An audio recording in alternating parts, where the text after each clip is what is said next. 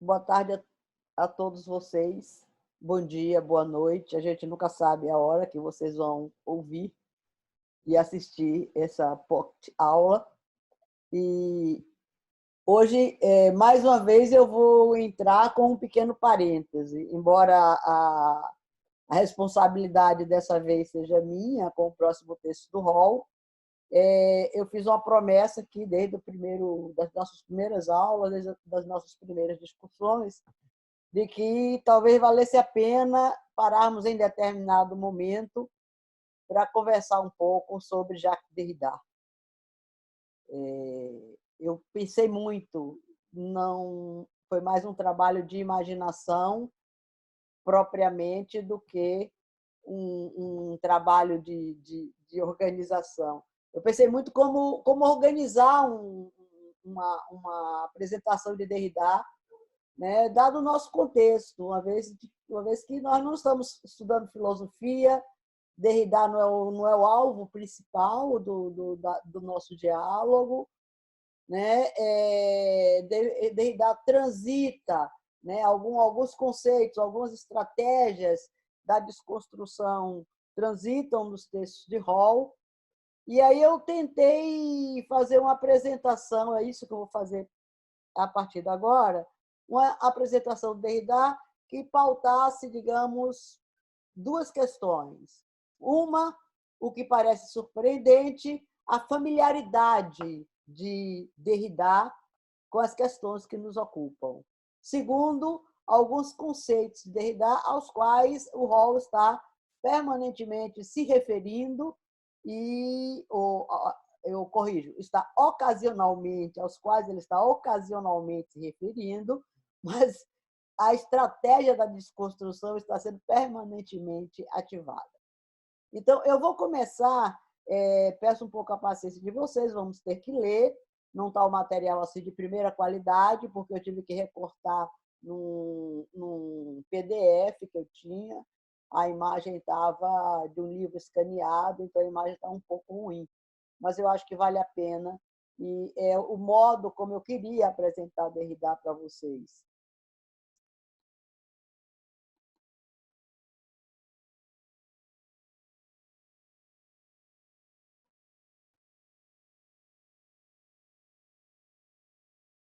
São trechos retirados de um livro de Derrida intitulado O Monolinguismo do Outro. São 4 fragmentos e eu vou ler os 4. Vou tentar ler calmamente. Sim, eu não tenho senão uma língua. Ora, ela não é minha.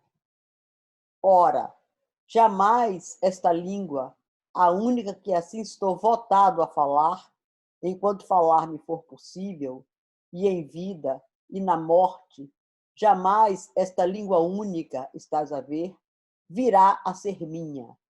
Nunca, na verdade, o foi. Percebes assim a origem dos meus sofrimentos, uma vez que esta língua os atravessa de parte a parte, e o lugar das minhas paixões, dos meus desejos, das minhas preces, a vocação das minhas esperanças. Mas não tenho razão, não tenho razão em falar de travessia de lugar e de lugar, porque é à beira do francês, unicamente. Nem nele, nem fora dele, na linha inencontrável da sua costa, que desde sempre, para sempre, eu me pergunto se pode amar, fruir, suplicar, rebentar de dor, ou muito simplesmente rebentar noutra língua, ou sem mesmo nada dizer a ninguém, sem sequer falar. Chamo a sua atenção para o seguinte: eu nunca falei até aqui de língua estrangeira.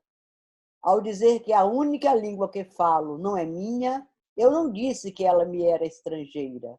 Nuance. Não é exatamente a mesma coisa, mas voltaremos a essa questão.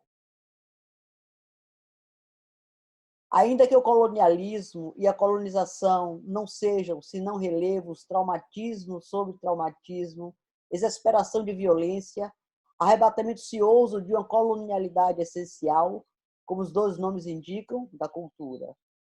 Uma colonialidade da cultura e, sem dúvida, também da hospitalidade, quando essa se condiciona e se autolimita numa lei, seja ela cosmopolita, como queria o Kant, da paz perpétua e do direito universal à hospitalidade. Desde então, qualquer pessoa deverá poder declarar sob juramento: eu não tenho senão uma língua, e ela não é minha. A minha própria língua é uma língua inassimilável. A minha língua, a única que me ouço falar e me ouço a falar, é a língua do outro. O que digo, aquele que eu de que falo numa palavra, é alguém. Recordo mais ou menos a quem o acesso a qualquer outra língua para além da francesa da Argélia, árabe dialetal, literário, berber, etc., foi interdito. Mas esse mesmo eu, também é alguém a quem o acesso ao francês, de uma outra maneira, aparentemente desviada e perversa, também foi interditado.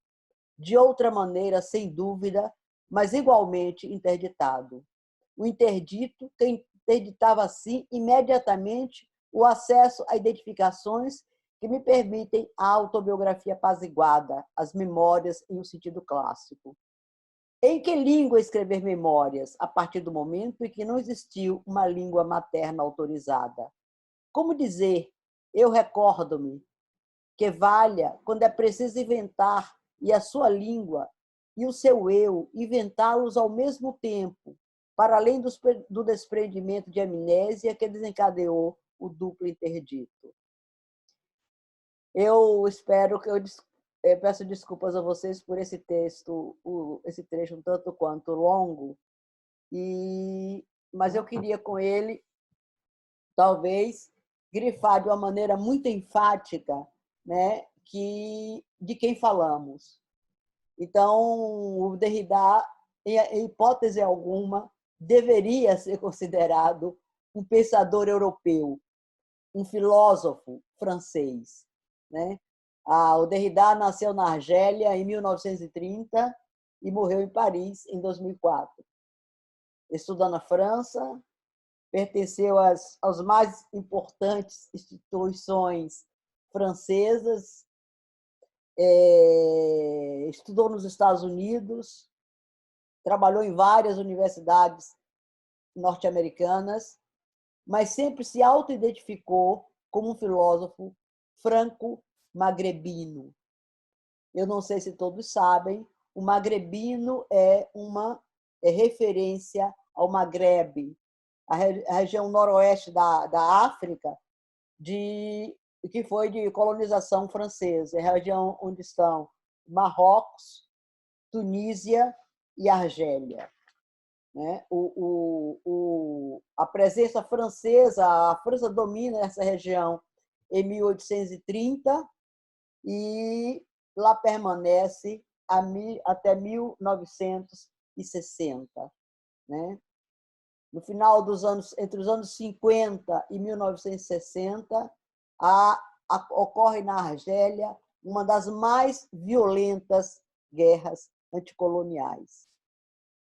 Por conta disso, em homenagem a Derrida, em homenagem à Argélia, e como contributo para a ocupação de vocês em dias de coronavírus, que eu vou exibir dois pequenos trailers que dizem respeito a filmes que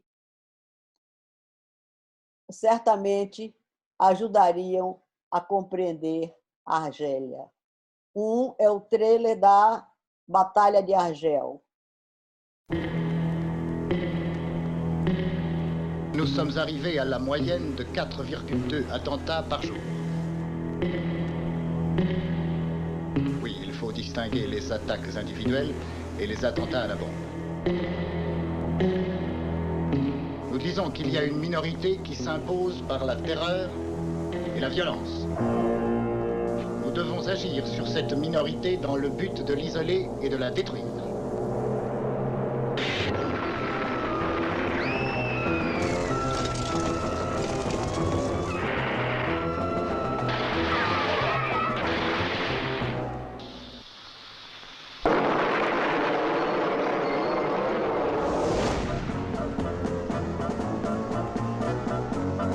يصعب للشعب باش يبدا ثورة ويصعب له بزاف باش يوصلها ويصعب له أكثر وأكثر باش ينتصر. La France doit-elle rester en Algérie? Si vous répondez encore oui, vous devez en accepter toutes les conséquences nécessaires.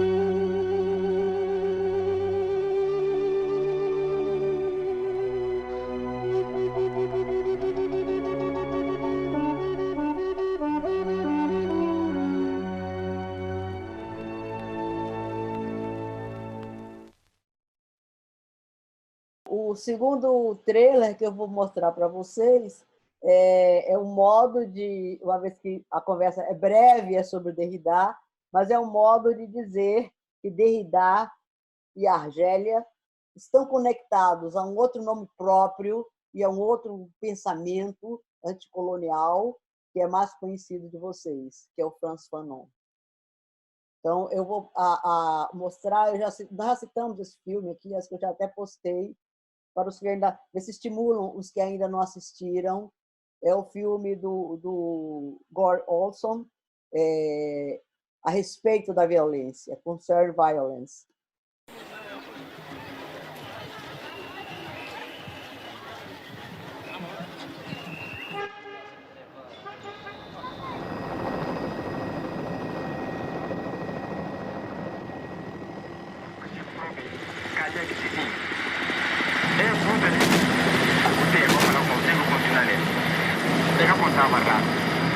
Primeiro contar na muito cuja própria que mais se falar na rua, tudo o camarada que fala no rádio, logo que acaba falando, mas diretamente, eu que contar.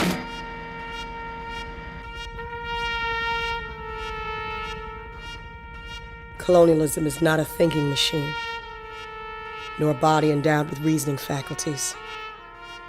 It is violence in its natural state, and it will only yield when confronted with greater violence.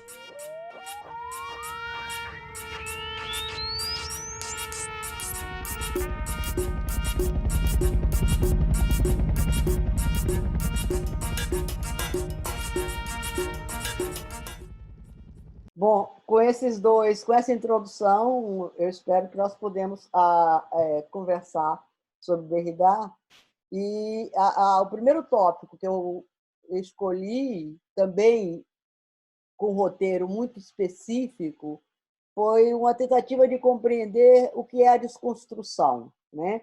Lembra que naquela tela que eu exibi inicialmente, eu coloquei o Derrida sempre, quer dizer, as duas referências que são feitas a ele, né? Como filósofo franco-magrebino, né? É um modo de se identificar ao território e se identificar ao largo. O Derrida não é um argelino, né? Os europeus e seus descendentes que viveram na Argélia, na região de Argélia, Tunísia, Marrocos, eles eram todos considerados franceses, né? Então, franco-magrebino, essa identidade fenizada é um modo de Derrida se relacionar, não exatamente à Argélia, que é um país que não existia quando ele nasceu, né? E não existia ainda quando ele saiu da Argélia, mas se vincular a essa história colonial. O outro identificador de Derrida, não por ele próprio, mas de um modo geral, como filósofo da desconstrução. É por isso que eu optei por essa entrada. E também escolhi, dentro do conjunto da obra de Derrida, para mim não faria muito sentido, né, organizar uma síntese do pensamento de Derrida, ou a síntese de alguns conceitos, mas talvez percorrer alguns textos que eu vou indicar para vocês, que são textos curtos e aos quais vocês podem ter todo acesso. O primeiro, ele vai aparecer depois como indicação completa, é O Monolinguismo do Outro, é um texto que vale a pena ser lido. O segundo é um texto curtíssimo, se intitula Carta a um Amigo Japonês. É uma situação muito peculiar. O Derrida escreve uma carta ao professor Izutsu, que é o seu tradutor para japonês. E é uma carta de 4 páginas em que ele vai explicar como traduzir desconstrução, ou seja, o que seria a desconstrução. Ele parte do pressuposto, ou da premissa, não é um pressuposto, é uma premissa, né? Que não existirá na língua japonesa, que é a língua que Derrida também não conhece, evidentemente, mas não existirá na língua japonesa uma palavra correspondente à desconstrução, certo? Em razão disso, ele vai fazer todo um esforço, né, a partir digamos, das diversas definições da palavra desconstrução. Ele vai sofisticando esse pensamento sobre a desconstrução, dizendo depois o que a desconstrução não é, até chegar a um desenho do que seria a desconstrução, certo? Então, ele vai chamar a atenção de que, às vezes, os dicionários são muito úteis. Mesmo os dicionários tradicionais, como os dicionários franceses, eles são capazes de comportar, né, um sentido outro para a desconstrução. Ele aí vai colecionando, né, que no dicionário francês, que ele pesquisa, a desconstrução corresponde à ação de desconstruir, de desorganizar construções das palavras em uma frase, de desarticular partes do todo, de desconstruir algo para transportá-lo para um outro lugar, de desconstruir um verso para transformá-lo num texto em prosa, né? Ou então de desconstruir-se, quer dizer, perder a sua própria construção, né? Então, ele vai dizer que, mais do que a ideia de destruir, desconstrução não corresponde a destruir. Ele faz uma grande reflexão na carta sobre isso, uma longa reflexão na pequena carta sobre isso, né, sobre o sentido de demolição, de abalo, que foram usados por Heidegger, por Nietzsche, que são duas referências filosóficas muito claras. Mas ele não queria, porque ele não queria nenhuma palavra, ele não queria que a desconstrução tangenciasse a destruição. E ele vai dizer, mais do que destruir alguma coisa, é preciso compreender como um conjunto foi construído, como alguma coisa se construiu para desmontá-lo e reconstruí-lo diferencialmente. Então, o trabalho da desconstrução, ele deixa bem claro, não é um trabalho de destruição de alguma coisa, mas é um trabalho de desmontagem, é um trabalho de desordem, é um trabalho de deslocamento, é um trabalho que tem no horizonte construir uma outra coisa.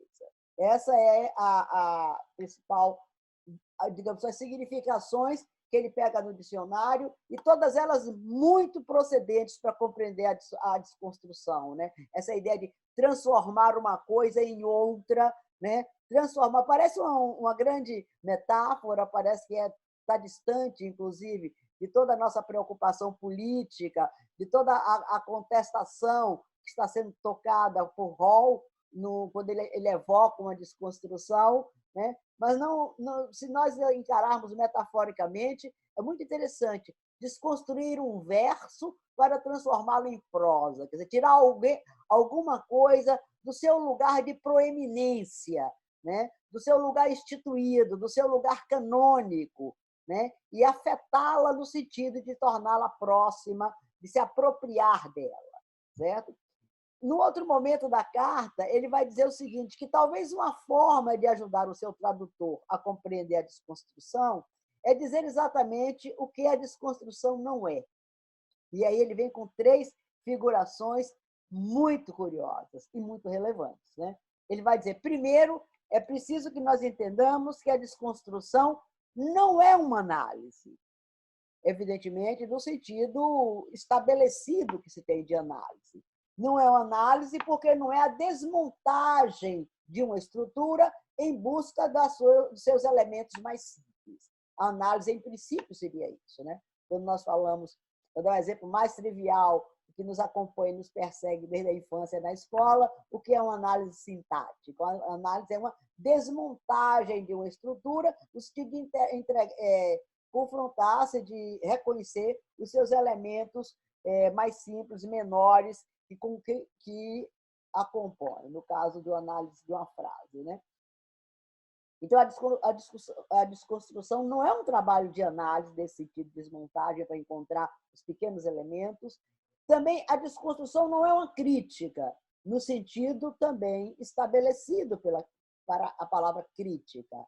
Ou seja, a desconstrução não tem nada a ver, né, no sentido geral, kantiano, da crítica, né, com uma decisão, com escolha, com julgamento, nem com discernimento. Então, a desconstrução não seria nenhum trabalho de análise, nenhuma crítica. E também ele vai dizer o último, mais surpreendente, a desconstrução não é um método. Não é um método porque não é uma operação previsível, não é uma operação instrumental, né, de desmontagem ou de um processo de construção de alguma coisa. Então, e aí o Derrida ele vai usar uma palavrazinha, né, que eu sempre leio esse texto, fazendo simultaneamente um trabalho de ficção, né? Porque dá mais radical com ficção, porque eu também não conheço nada de japonês, mas imaginando como esse argumento pode ser operado para o tradutor japonês. Ele vai dizer, a desconstrução é um acontecimento. A desconstrução ocorre. Enquanto acontecimento, enquanto algo que ocorre na linguagem. Então, a desconstrução é uma operação com a linguagem, né? E a desconstrução, como qualquer operação com a linguagem, ela só adquire sentido em um determinado contexto, né? Então, se nós pensarmos qual seria esse contexto, né, dessa operação com a linguagem, ele vai dizer que a desconstrução é um gesto filosófico contra a metafísica. É um gesto contra a metafísica platônica, é um gesto contra, poderia dizer de outra maneira, contra a metafísica ocidental, é um gesto contra uma episteme, né? É um gesto que tem como alvo, né, contrapor-se ao valor da origem, o valor da pureza, o valor da semelhança, a ideia de essência, né? A ideia de verdade, a ideia de interioridade e a ideia de presença. Ou seja, tudo isso que estrutura a metafísica platônica, estrutura o nosso pensamento, estrutura a nossa língua. Esse é o grande desafio da desconstrução. A desconstrução é uma operação incessante. Ela só existe enquanto acontecer, enquanto processo, né? A desconstrução nunca pode parar de ocorrer. O Nietzsche diz uma frase muito semelhante em relação a outra coisa. Ele diz assim, o trabalho da interpretação é um trabalho interminável. É um trabalho de atribuir significação de alguma coisa. Mas é um trabalho incessante, né? Porque é um trabalho sempre de disputa de interpretações. A construção também é um acontecimento inacabável, né? Um acontecimento que procura deslocar, né, esses valores que fundam a ocidentalidade, o valor do que é original, da origem do que é original, né? O valor da pureza contra o desvalor do híbrido, né? O valor da semelhança e contra o recalque de toda a diferença, né? O valor da essência e a desqualificação de toda a aparência, o valor da verdade, né? Contra a proliferação das versões, o valor da interioridade e da presença, né? Ao mesmo tempo, ele vai dizer, é um trabalho contra esses valores, mas é um trabalho a favor de outros valores. Ou melhor dizendo, é um trabalho a favor de certos desvalores ocidentais. Então, o valor da exterioridade contra o valor do que é interior, né? O valor do que é híbrido contra a ideia de pureza, o valor da secundariedade contra a ideia do que é primeiro e original, né? O valor do sensório, ou seja, de tudo que é apreendido através, né, da nossa percepção sensorial, né? E, principalmente, o valor do simulacro. Ou seja, o simulacro, não no sentido, digamos, vou usar a palavra perigosa, entre aspas, não no sentido banalizado por Baudrillard, mas no sentido mais alto do simulacro. O simulacro como aquilo que se insurge contra a norma, se insurge contra o modelo, se insurge contra o fundamento. Há um texto, eu posso colocar depois nas notas, há um extraordinário texto do Gilles Deleuze, né? Se intitula Platão e o Simulacro, que é uma leitura de Nietzsche a propósito, né, de Platão. É um texto extraordinário para nós entendermos como todo o nosso conhecimento, todo o nosso valor se organizou na lógica da semelhança. Todo o nosso conhecimento é a partir da constatação, da repetição de um fenômeno e aí do enunciado de uma lei. E tudo aquilo que escapa à semelhança é jogado, digamos, ao largo, porque é um transtorno. Então, o simulacro, a relação do simulacro com o fundamento, com os princípios, com a verdade, é uma relação sempre corrosiva, subversiva. O simulacro é aquele que não está atento ao modelo, mas está atento ao si próprio. Ou seja, o simulacro é alguém instalado num lugar de fala, instalado na sua semelhança. Isso é uma reflexão bastante interessante. Então, por um lado, o trabalho de construção seria esse gesto filosófico contra esses valores. Em segundo lugar, a desconstrução também é um gesto filosófico, né, contra as oposições binárias, né? A ideia de uma percepção, de uma organização da percepção sempre em torno de um binarismo. O problema da oposição binária não é o binarismo em si, mas é a violência da hierarquia que organiza os dois termos postos numa relação opositiva. Vou dizer novamente, a questão não é simplesmente o binarismo, não somos contra o binarismo.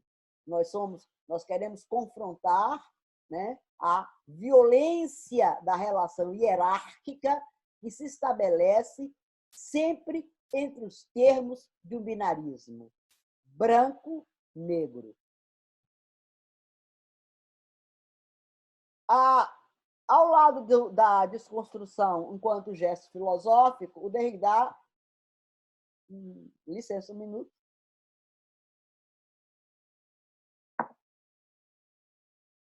o Derrida vai afirmar que a desconstrução também é um gesto político, né? É um gesto, ele vai dizer, a desconstrução é, acima de tudo, um acontecimento político. É um gesto contra o eurocentrismo, né? Que é um gesto que instaura o valor da desobediência. Não é o valor simplesmente do desafio a uma lei, é o valor da desobediência a uma ordem, para poder interferir nela, né? A estratégia geral da desconstrução, portanto, seria, né, evitar, neutralizar as oposições binárias e as hierarquias que as sustentam. Mas para esse acontecimento desconstrutor, é preciso que nós tenhamos conhecimento, que nós continuaremos a pensar dentro dessa oposição. Esse é o grande desafio da metafísica platônica. Ela não é algo distante de nós. Ela estrutura o nosso modo de pensar, o nosso modo de falar, ela estrutura todo o conhecimento que nos é dado, ou pelo menos grande parte do conhecimento que nos é dado. Então, ele vai dizer que o problema, a importância de nós evitarmos, né, a neutralização dessas oposições, né, e o desafio de residir nesse campo de oposições, ou seja, o desafio de intervir nesse campo de oposições, né?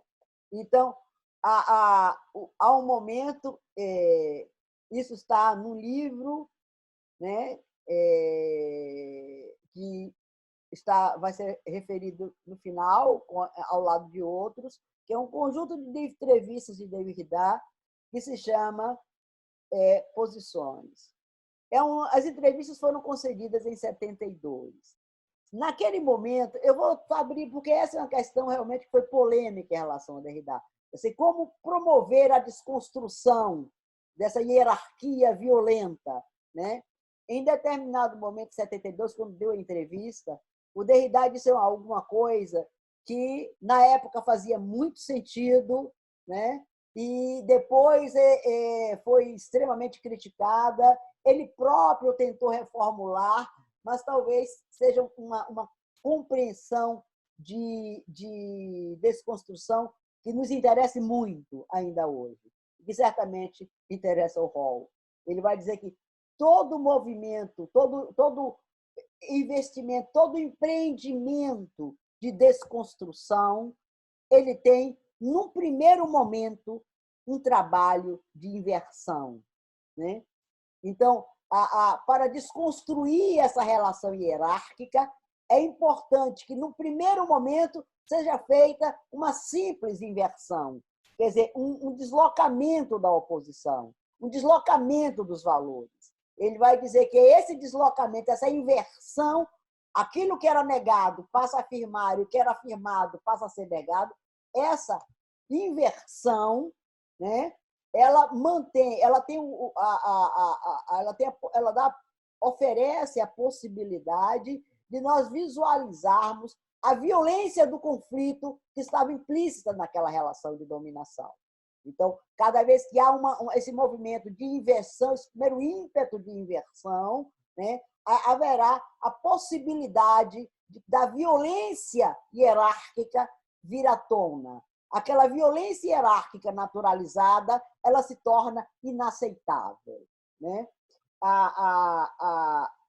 Mas ele vai dizer logo em seguida, né? A inversão é um momento. Por que ele diz que é um momento? Porque ele diz que a inversão opera dentro do sistema binário.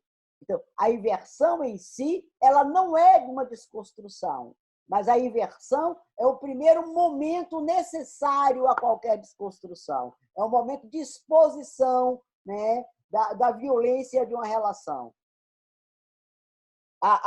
Essa inversão, ela vai propiciar, vai possibilitar a emergência, né, de uma desordem imprevista, né? Dentro de uma ordem estabelecida, a inversão das forças, evidentemente, ela expõe uma desordem imprevista, né? E essa ideia da desordem, né, daquilo que não pode ser capturado pela lógica binária, é central em todo o trabalho da desconstrução, né? É por isso que Derrida ele vai desenvolver nos seus inúmeros escritos e nos seus inúmeros investimentos de desconstrução uma série de figurações que ele vai chamar os indecidíveis, o valor dos indecidíveis, ou seja, daquilo que não se deixa aprender, o valor do que escapa à lógica binária, né? que, em momento algum, não significa um terceiro termo, uma terceira via, uma síntese dialética, mas significa alguma coisa que não se ajusta. Daí essa qualificação que ele vai dar, né? Do indecidível, do indefinível, ou seja, são as figurações indecidíveis. Algumas figurações indecidíveis se tornaram bastante importantes na obra de Derrida. Uma delas é o farmacon. O farmacon, a ideia do farmacon, eu vou fazer uma síntese brutal, mas é necessária. A ideia do farmacon, o Derrida vai tomar do Platão, da reflexão do Platão sobre a escrita. Para Platão, a escrita era o farmacon. O que significa? Era veneno e remédio. Então, a escrita era alguma coisa que, por um lado, assegurava a memória, no sentido que ela fixava uma memória. Mas, por outro lado, a memória, enquanto lembrança, enquanto propriedade mental, ela era destruída pela escrita. Então, essa é a ideia do farmacon, aquilo que pode ser uma solução e, ao mesmo tempo, a destruição de alguma coisa, certo? Ou então a ideia do suplemento, que nós já tivemos a oportunidade de discutir. Quer dizer, o suplemento não como algo que é essencial, mas também não é algo que é exterior, né? O suplemento não é acidental, mas também não é complementar. É alguma coisa que se junta, pode juntar-se-á, mas sem a ideia de completude, né? Sem a ideia de essência, né? De algo essencial para aquilo a que ele se reúne, mas também não é algo exterior, ele não é alheio, né? Então, uma interpretação suplementar não é uma interpretação que dará a última palavra sobre alguma coisa, mas também não dará uma palavra aleatória sobre aquilo, no sentido da lógica do suplemento. O terceiro indecidível, bastante usado, é quase um léxico de Derrida, que eu estou rapidamente traçando aqui para vocês. É a ideia do traço, né? Também é uma ideia bastante complexa, que ele vai desenvolver, em grande parte, a partir do Freud, da compreensão do Freud da memória. Ele vai dizer que um traço, o risco, o resíduo, o traço não é nem memória, porque o traço é desprovido de significação, mas ele também não é o esquecimento, porque é um modo de reter alguma coisa, certo? O traço é, ao mesmo tempo, o que resta, é o signo da morte, mas o traço é também algo que sobrevive, certo? Então, é nesse sentido que o Derrida vai compondo esses elementos, esses indecidíveis, esses elementos que, como diz ele, que são nem e nem. O traço, nem morte, morte e sobrevivência, né? O suplemento, algo que é exterior e nem é exterior, nem é essencial a alguma coisa. Então, essa ideia do nem, ele vai dizer que ela se traduz numa outra expressão que é fundamental e que é, digamos, uma seta no coração da metafísica. É que as coisas podem ser isso e aquilo. Então, todo pensamento metafísico é um pensamento de exclusão. As coisas são ou isso ou aquilo, né? Isso que nós chamamos a predicação. Quem é o quê? Né? Repare que todo o nosso conhecimento está imbuído da ideia da definição, né? Está imbuído da ideia do característico. O que é o característico? Aquilo que é próprio do caráter de. Então, é uma definição de alguma coisa. E aí o que o Derrida está interessado, né, é exatamente nessas figurações que podem nos ajudar a pensar que as coisas são isso e aquilo, né? Ou seja, é todo um trabalho quanto à ideia de uma significação central, né, de uma significação principal de alguma coisa, de um sentido tutor, uma significação que controla, né, a proliferação e outras significações. É por conta de pensar, né, fora dessa diferença binária opositiva que o Derrida vai, digamos, cunhar a sua figuração teórica de maior êxito, né? O Silviano Santiago tem uma observação interessante num texto sobre o Derrida, que também vai estar citado no final, né? Ele tem uma maneira muito interessante de dizer que a différance, né, é quase a invenção de um termo, né? É um neografismo. A différance não é um neologismo. A différance é um neografismo. Ou seja, qual é a estratégia, né, da différance? Vou ver se eu consigo.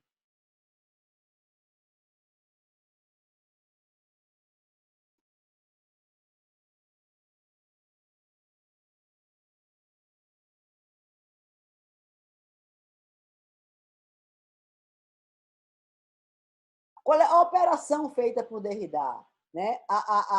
É uma operação gráfica. Né? Em francês, a palavra différence significa diferença. E se pronuncia naturalmente différence. Né? Então, o que o Derrida faz é substituir esse E por um A, différence. Ou seja, para indicar a possibilidade de uma diferença sem contradição, né? Uma diferença sem oposição, uma diferença não binária e não hierarquizada. Só que essa intervenção, esse neografismo, é uma intervenção que só se percebe na língua escrita. Né? Porque no francês é différence, différence, não importa se seja grafado com um E e grafado com um A. Então, qual seria a explicação disso? Por que isso? Né? Por que não inventar um outro conceito? Talvez uma maneira de sinalizar, né, de que o pensamento da différence é alguma coisa que tem que se acontecer dentro da língua, ou seja, dentro dessa equação metafísica binária opositiva. Daí a ideia da desconstrução como um trabalho incessante. Né? Então, essa estratégia, esse neografismo, é um modo de nos chamar a atenção, né? De evidenciar o quanto é difícil, né, retirar-se dessa polaridade. Né? Como é difícil, dentro dessa lógica da identidade que nos constitui e constitui a nossa linguagem, constitui o nosso pensamento, como é difícil entender a diferença sem oposição dos diferentes, sem polarização dos diferentes. Né? Nesse sentido, é que a différence é um termo intraduzível. Né? É um termo que tem uma eficácia extraordinária porque ele fere o código, né, ortográfico francês. E aí a ideia da... Desculpe.